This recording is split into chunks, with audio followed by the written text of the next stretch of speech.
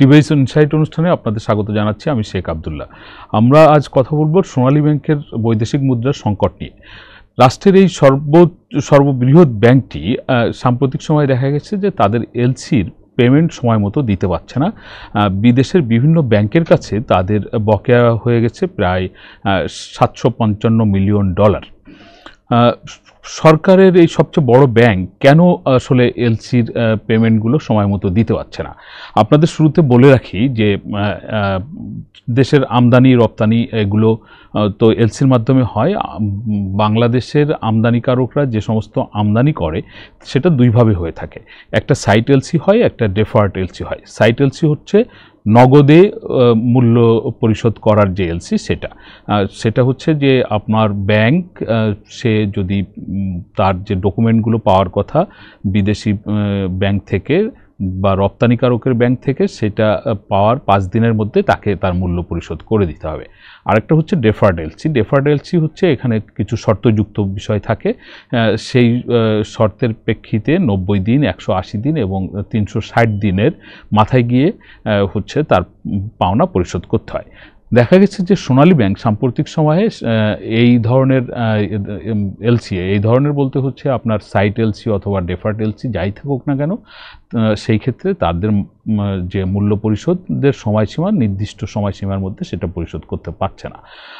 আমরা খোঁজ নিয়ে জেনেছি যে কোন ধরনের এলসি বা কোন ধরনের পণ্য আমদানি ক্ষেত্রে সোনালী ব্যাংক এটা করতে পারছে না। সেখানে দেখা গেছে সোনালী ব্যাংক সরকারের বিভিন্ন প্রতিষ্ঠানের যে সমস্ত আমদানি করে থাকে, বিশেষ করে জ্বালানি তেল, খাদ্য, সার, পেট্রোলিয়াম, অন্য ধরনের পণ্য যেরকম আপনার এলএনজি, বিদ্যুতের বিভিন্ন ধরনের পণ্য যেগুলো আমাদের বিদ্যুৎ উন্নয়ন বোর্ড আমদানি করে থাকে, অথবা আমাদের অন্যান্য প্রতিষ্ঠানের, সরকারি প্রতিষ্ঠানের যে আমদানি, সেই আমদানিগুলো যে বিল পরিশোধ করার কথা নির্দিষ্ট সময়ে, সেটা সোনালী ব্যাংক পারেনি। সোনালী ব্যাংকের সাথে আমরা এটা নিয়ে কথা বলেছিলাম। সোনালী ব্যাংকের ব্যবস্থাপনা পরিচালক উনি জানিয়েছেন যে সরকারের আমদানির ক্ষেত্রে আসলে অনেক দিন ধরেই বাংলাদেশ ব্যাংক এই যে প্রয়োজনীয় বৈদেশিক মুদ্রা তার সরবরাহ করে থাকে, কিন্তু সাম্প্রতিক সময়ে বাংলাদেশ ব্যাংক প্রয়োজনীয় বৈদেশিক মুদ্রা যতটা প্রয়োজন সেই অনুযায়ী সরবরাহ করছে না, তুলনামূলকভাবে কম সরবরাহ করছে। আমরা একটা হিসাব পেয়েছিলাম 10, 11, 12 জুনের এই 3 দিনই সোনালী ব্যাংকের, সোনালী ব্যাংক ঠিক না, হচ্ছে বিবিসির পক্ষ থেকে বাংলাদেশ পেট্রোলিয়াম কর্পোরেশন, তাদের পক্ষ থেকে $25 মিলিয়ন করে চাওয়া হয়েছিল, কিন্তু বাংলাদেশ ব্যাংক তাদের জ্বালানি তেলের মূল্য পরিশোধের জন্য তার মোটামুটি অর্ধেক, মানে 11-10 মিলিয়ন করে তাদেরকে সরবরাহ করেছে। অন্যান্য ক্ষেত্রেও ঠিক একই রকম, মানে খাদ্যের আমদানির ক্ষেত্রেও সেরকম হচ্ছে, আপনার সার আমদানির ক্ষেত্রেও তাই হচ্ছে, আপনার হচ্ছে পেট্রোলিয়ামের অন্য যে সমস্ত পণ্য আছে, এলএনজি বলি বা হচ্ছে বিদ্যুৎ খাতের অন্যান্য পণ্য আমদানি ক্ষেত্রেও কিন্তু একই রকম হচ্ছে। একটা ব্যাপার আপনাদেরকে এই মুহূর্তে বলে নিতে চাই, সেটা হচ্ছে এরকম যে বাংলাদেশ বেশ কিছুদিন ধরে ডলারের একটা সংকটের মধ্যে দিয়ে যাচ্ছে। হঠাৎ করেই ডলারের দাম বাড়তে শুরু করেছে, বাংলাদেশের থেকে ডলার অন্য দেশে গেছে, বা বৈদেশিক পরিস্থিতির, বিশ্বের বিভিন্ন পরিস্থিতির কারণে আমাদের যে ধরনের ডলার ইনকাম হওয়ার কথা, আমাদের রেমিটেন্সের মাধ্যমে, রপ্তানি আয়ের মাধ্যমে যে ধরনের বৈদেশিক মুদ্রা আমাদের দেশে আসার কথা, সেটা তুলনামূলকভাবে কম এসেছে এবং বিশ্ববাজারে পণ্যমূল্য বৃদ্ধির প্রেক্ষিতে বাংলাদেশ থেকে ডলার অন্য দেশে চলে যাওয়ার প্রবণতা বেড়েছে। এর থেকে এক ধরনের ডলারের ঘাটতি হয়েছে এবং ধীরে ধীরে দেখা গেছে যে বাংলাদেশের বৈদেশিক মুদ্রার যে মজুদ সেটা কমে আসছে, যেটা একসময় অনেক বেশি ছিল, সেটা কমতে কমতে কমতে এখন বাংলাদেশ ব্যাংক সর্বশেষ যে তথ্য প্রকাশ করছে সেখানে বলা হচ্ছে যে 19 বিলিয়ন বা তার সামান্য কিছু বেশি আছে, যদিও বিশ্লেষকরা বলছেন যে এটার ব্যবহারযোগ্য, এই 19 বিলিয়নের মধ্যে ব্যবহারযোগ্য ডলারের পরিমাণ 13 বিলিয়ন বা তার কম। আপনারা জানেন যে বাংলাদেশ আন্তর্জাতিক মুদ্রা তহবিলের কাছ থেকে একটি ঋণ নিচ্ছে, সেই ঋণের বেশ কিছু শর্ত রয়েছে। তার মধ্যে একটা অন্যতম শর্ত বৈদেশিক মুদ্রার একটা ন্যূনতম মজুদ রাখা। আগামী 30 জুন, আজকে যেটা আজ থেকে 10 দিন পরে গিয়ে 30 জুন যে সময়টা আসবে এই সময় বাংলাদেশের কথা রয়েছে যে $14.76 বিলিয়ন বৈদেশিক মুদ্রা যাতে বাংলাদেশ ব্যাংকে থাকে, ব্যবহারযোগ্য বৈদেশিক মুদ্রা। আমরা জেনেছি যে এই বৈদেশিক মুদ্রার মজুদটা নিশ্চিত করতে গিয়ে বাংলাদেশ ব্যাংক আসলে এর আগে বাজারে সরকারি আমদানির জন্য অথবা বেসরকারি খাতের ব্যাংকের প্রয়োজনে যে ধরনের ডলার সরবরাহ করত সেটা গত 1 মাস বা তার বেশি সময় ধরে বেশ কমিয়ে দিয়েছে। মে মাস থেকেই বলা যেতে পারে যে এটা কমিয়ে দিয়েছে। তা বাংলাদেশ ব্যাংক চাচ্ছে 30 জুনের যে টার্গেটটা রয়েছে IMF এর সাথে সেই টার্গেটটা যাতে ঠিকভাবে অর্জিত হয়। কারণ হচ্ছে এই টার্গেটের সাথে বাংলাদেশের ঋণ পাওয়ার সম্পর্ক রয়েছে, ঋণের শর্ত পূরণের সম্পর্ক রয়েছে, পরবর্তী কিস্তি ছাড়ের ও বিষয়টি সম্পৃক্ত, যে কারণে বাংলাদেশ ব্যাংক তার নিজস্ব মজুদ থেকে এই ডলার সরবরাহ করতে চাচ্ছে না।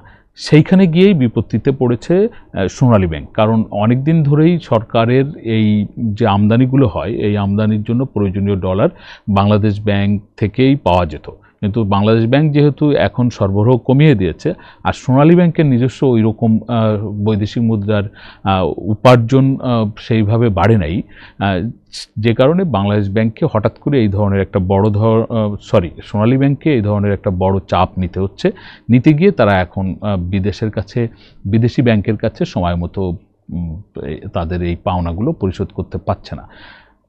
তার প্রেক্ষিতে কি হচ্ছে, সোনালী ব্যাংক বাংলাদেশের রাষ্ট্রের সর্ববৃহৎ ব্যাংক, বা শুধু কি মানে সরকারের সর্ববৃহৎ ব্যাংক না, বলা যেতে পারে যে বাংলাদেশে যতগুলো ব্যাংক কাজ করে তার মধ্যে সোনালী ব্যাংক সবচেয়ে বড় ব্যাংক।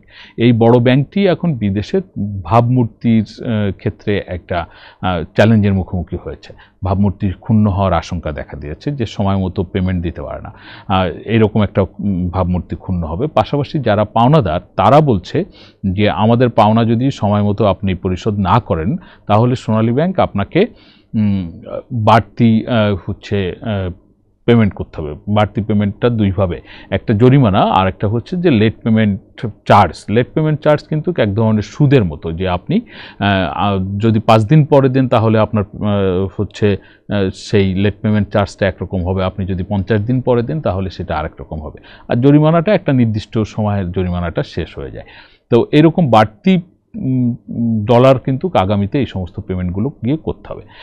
এখানে সোনালী ব্যাংক বলছে যে বাংলাদেশ ব্যাংক যদি তাদেরকে আগে যেভাবে সহযোগিতা করে এসছে সেইভাবে সহযোগিতা করতে থাকে তাহলে তাদের কিন্তু খুব একটা অসুবিধা হবে না। কিন্তু বাংলাদেশ ব্যাংক যদি এইভাবে সহযোগিতা না করে সোনালী ব্যাংককে এখন যে পরামর্শ দিচ্ছে যে তুমি এবং তোমার সাথে অন্য যে রাষ্ট্রায়ত্ত ব্যাংকগুলো রয়েছে, জনতা, অগ্রণী, রূপালী, তারা যাতে সমন্বিতভাবে সরকারের আমদানির বিল মেটানোর চেষ্টা করে, এই পরামর্শ বাংলাদেশ ব্যাংক দিচ্ছে। এই পরামর্শে আসলে যদি সেটা তাদেরকে বাস্তবায়ন করতে হয় তাহলে এই ব্যাংকগুলো সত্যি সত্যি খুব চাপে থাকবে। তাদের অন্যান্য যে সমস্ত গ্রাহক আছে যাদের আমদানি করা হয় তাদের ক্ষেত্রে কিন্তু তারা এলসি করতে পারবে না। আমরা এরকম একটা খবর পেয়েছি যে বাংলাদেশ ব্যাংক থেকে সোনালী ব্যাংককে ডেকে বলা হয়েছে যে আপনি ওই সব এলসিগুলোই খুলবেন যে সমস্ত এলসিতে গ্রাহক যিনি আমদানিকারক সে নিজে বৈদেশিক মুদ্রার ব্যবস্থা করে দিতে পারবে, সেটা তার আয়ের থেকে হোক অথবা অন্য ব্যাংক থেকে সে কিনে এনে দিক। আপনি নিজের থেকে বৈদেশিক মুদ্রা দিয়ে এলসি করে দিবেন, এইরকম ক্ষেত্রে খুবই সতর্ক থাকার জন্য সোনালী ব্যাংককে বলা হয়েছে।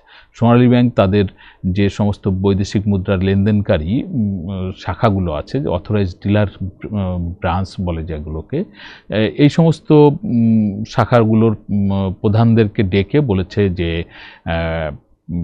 আপনারা এই ধরনের এলসি খোলার ক্ষেত্রে খুব সতর্ক থাকবেন এবং যাতে আগামীতে আপনারা এলসি যে নিজের বৈদেশিক মুদ্রার মাধ্যমে আমদানি দায় মেটাতে পারবে তার এলসি খুলবেন, যে কারণে সোনালী ব্যাংকের সম্প্রতি এলসি খোলাটাও কিন্তু কমে গেছে। এইরকম একটা পরিস্থিতির মধ্যে দিয়ে সোনালী ব্যাংক এগোচ্ছে। এর মূল কারণ হচ্ছে IMF এর শর্ত বাস্তবায়ন করতে গিয়ে বৈদেশিক মুদ্রার রিজার্ভ ধরে রাখা। থেকে সরকার যদি বা আমাদের বাংলাদেশ ব্যাংক যদি আসলে এই লক্ষ্যটা অর্জন করতে পারে, আগামীতে হয়তো আমাদের সরকারি আমদানি অথবা সোনালী ব্যাংকের এই যে একটা চ্যালেঞ্জিং সময় পার করতে হচ্ছে তার থেকে হয়তো উত্তরণ সম্ভব হবে। আমরা সেটাই প্রত্যাশা করি যে যত দ্রুত সম্ভব দেশের বৈদেশিক মুদ্রার ভান্ডার সমৃদ্ধ হোক বা আমাদের বৈদেশিক মুদ্রার আয়টা বাড়তে থাকুক, আমরা সেটা আমাদের প্রত্যাশা। আমাদের আলোচনা আপনাদের ভালো লাগলে আপনারা শেয়ার করবেন, লাইক করবেন। আপনাদের সকলকে ধন্যবাদ।